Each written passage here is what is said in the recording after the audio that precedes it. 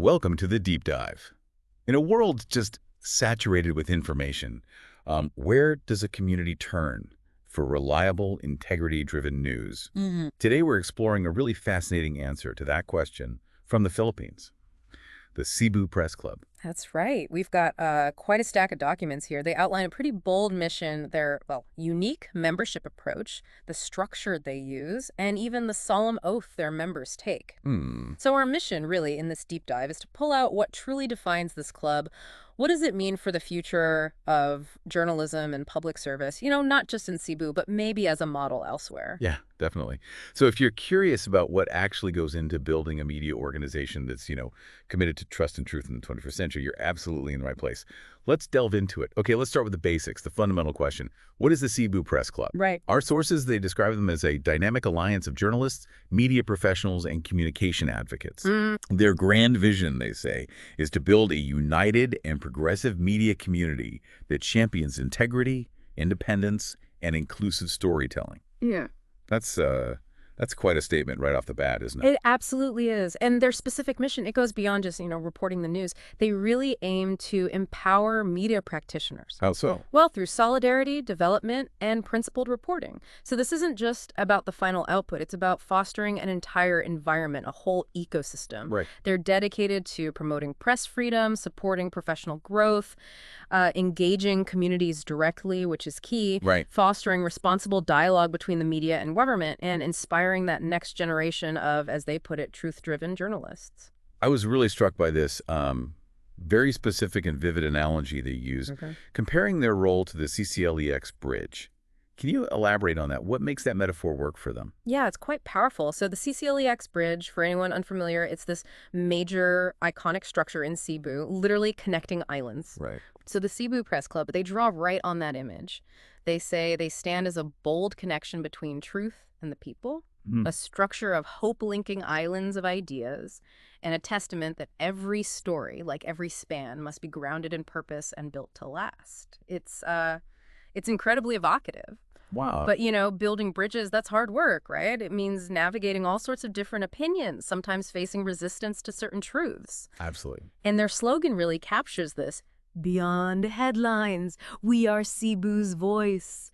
It encapsulates this ambition to be, a foundational, enduring link for the community. That bridge analogy really does paint a vivid picture of what they're aiming for. And it gets even clearer when you dig into the deep philosophical underpinnings in their preamble.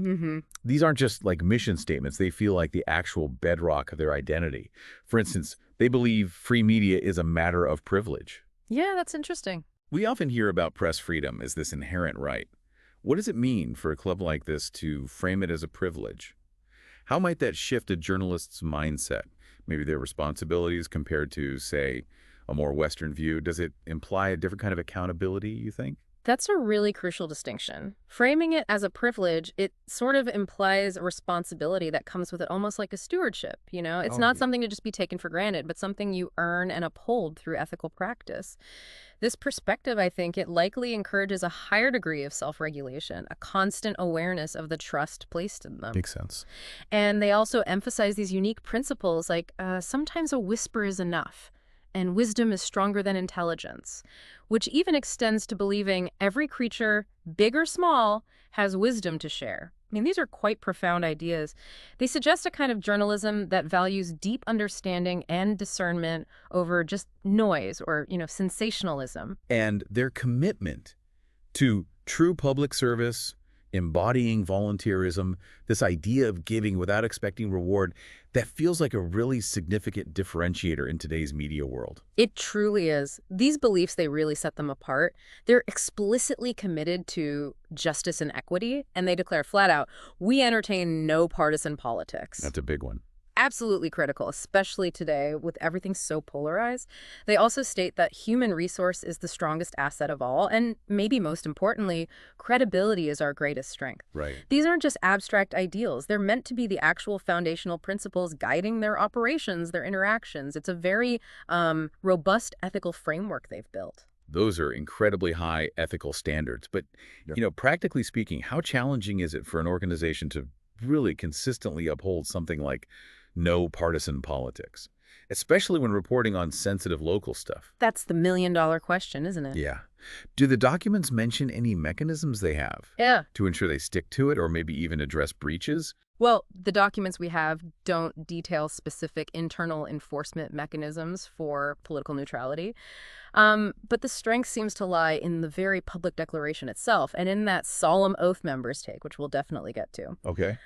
The expectation is clearly that this core value guides every single action. So yeah, once that framework is set, the question becomes, who gets to join this mission? Who embodies these ideals? Right. So who gets to be part of the Cebu Press Club? Well, their membership criteria are quite specific. You've got to be 18 or older, obviously, and a resident of Cebu province. But crucially, you must be a practicing media professional. And they define practicing media professional pretty broadly, don't they? It's not just old school newsroom staff. Exactly, yes. That's what's so sort of modern about it. They welcome not just traditional staff journalists employed by, mainstream outlets, but also freelance contributors, stringers, photographers, videographers, editors, even digital content creators, as long as they're engaged under some kind of formal agreement. Right. And they even include former media employees who are now in related fields like PR, media training, provided they have, and this is the key phrase, demonstrable and regular engagement with media outlets or professionals. So it shows they're really thinking about the whole media ecosystem today. Absolutely. It ensures they represent the full breadth of today's media landscape. And of course, there's the practical side. You have to be willing to pay membership and monthly dues. Okay, so you meet those requirements. What's the application process actually like? Is it tough? It seems pretty thorough.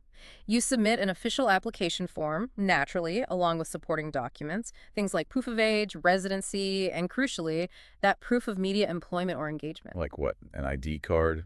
Pay stubs? Could be an employment certificate, a media ID, maybe a contract, or even just links to published work, things like that.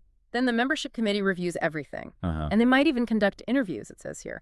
Their recommendation then goes up to the board of directors for the final approval. And you get notified in writing. And once you're in, it's not just privileges, right? There are clear responsibilities too. That reinforces the seriousness of it all. Indeed. Members gain rights, yes, but they're absolutely expected to uphold the club's ethical standards. Prompt payment of the monthly dues is crucial. Failure, it notes, can lead to suspension or even termination. Wow, okay. And active participation in club activities, that's highly encouraged. Plus, membership isn't forever. It's subject to annual renewal, where you have to show you still meet the requirements. This whole structure seems very thorough. And looking at their organizational chart, you see a clear hierarchy set up for, effective operation. Right. You've got a chairperson, a president, VPs for internal and external affairs. The usual suspects like secretary, treasurer, auditor, and a PRO. Standard roles, yeah. But what's interesting is they also have these specialized directors for social media and broadcast media, plus directors at large, and the immediate past president sits as ex officio. How does this specific structure support their mission? Well, the structure seems designed for both, traditional governance and modern media reach, having those specialized directors for social and broadcast, for example. Yeah. It just shows they're adapting to contemporary platforms, making sure their mission actually gets out there across all the relevant channels. It seems like a very practical way to ensure those philosophical underpinnings we talked about translate into effective action on the ground. Yeah. Allows for focused leadership in key areas. Okay, so it's one thing to have a preamble, an org chart, but it's another thing entirely to take a solemn oath to actually uphold those beliefs. Exactly. And the Cebu Press Club's oath of office, it really brings their values to life, doesn't it? It really does. And what's truly impactful here are the specific pledges within that oath. New members, they swear to uphold the principles of responsible journalism and commit myself fully to the pursuit of truth, ethics, and nation building. It's a long start. Very. And remember that concept we discussed earlier? They explicitly pledge to defend the right to free media, not as entitlement, but as a sacred privilege. There it is again, yeah. And they also promise to listen with discernment, knowing that sometimes a whisper carries more truth than a shout, and to value wisdom above mere intelligence, and recognize that every voice, no matter how small, holds something worth sharing. It's such a profound commitment to true public service, that emphasis on volunteerism, giving without expectation. Yeah. It's so powerful, especially today when everything feels so transactional. How do you think that specific idea could influence the actual quality and integrity of the journalism produced? It feels like a call to a higher purpose. It really does feel like a call to a higher purpose. By focusing on volunteerism and service without expectation, it inherently shifts the motivation, doesn't it? Uh-huh. Away from just personal gain or recognition towards a genuine commitment to the public good. Right. And that, you'd hope, fosters a more selfless, integrity-driven kind of journalism where the main objective is truly serving the community, not just, chasing headlines or individual awards. The oath goes on, stating they will stand firm in the cause of justice and equity and never be swayed by the tides of partisan politics. No partisan politics again. Explicitly, and this powerful line. Cherish our greatest asset, the human spirit, and serve with humility, integrity, and heart. And of course, to safeguard our credibility, for it is our greatest strength. Credibility, yeah. The oath wraps up with a promise to promote responsible, ethical, and empowering communication, to strengthen public trust and inspire informed communities, all while, as they put it, walking in reverence of a supreme being. This deep commitment, it's not just on paper. It's set to be tangibly launched very soon, right? That's right. The club's official revitalized chapter launch is scheduled for Wednesday, July 16th, 2025.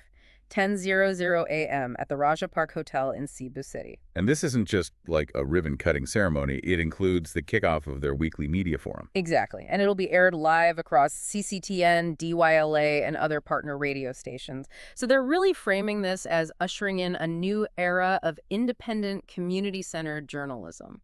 And they extend an invitation to partner with them in strengthening Cebu's voice. One story, one forum, one truth at a time. That focus on a new era, it's ambitious. But even with high ideals in volunteerism, organizations need practical support. Yeah. Right? How do they manage that? Well, yeah, exactly. To operate effectively, even a nonprofit media group needs resources to sustain things. And that's where their, pragmatic approach comes in. They have sponsorship packages available: gold, silver, bronze. Okay, the practical side. Right. These packages offer tangible benefits like product mentions, exposure during their forums, TARP inclusion, crawlers on screen during broadcasts, things that ensure they have the resources to actually deliver on those ambitious promises of responsible, community-centered journalism. Makes sense. And for anyone listening who might be interested, their founding chairman, Junino Benito Padilla, is listed as the contact for inquiries about partnership or sponsorship. Well, what a deep dive into the Cebu Press Club. We've really seen an organization built on just a bedrock of strong values with clear, adaptable structures and this really profound, almost sacred commitment to ethical, community-centered journalism. Indeed. Their emphasis on free media as a privilege, that idea of the nuanced power of a whisper, the very explicit rejection of partisan politics, and safeguarding credibility. It truly sets a remarkably high bar. It really does. It makes you wonder, doesn't it? If these are the stated ideals, what does it mean for us, as consumers of information, to recognize and maybe support organizations that genuinely strive for principles like these, especially when so much of the media landscape can feel, chaotic or driven by other motives? Exactly. What voice are you listening to? And does it align with the kind of truth and integrity the Cebu Press Club seems to be aiming to champion? Definitely something to think about until our next deep dive.